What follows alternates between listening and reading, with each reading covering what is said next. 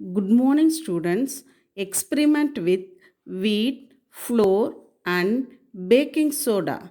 Whenever baking soda is mixed with lemon, they will eruption.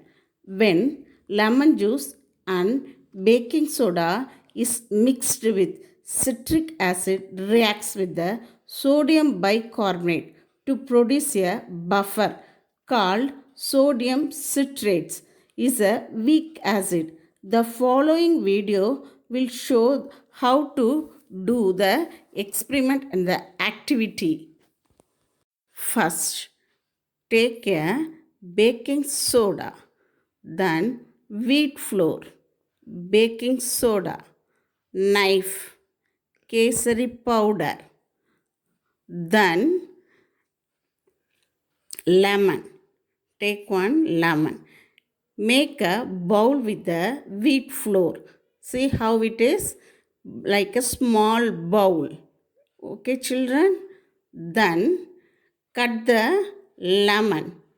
Cut the lemon.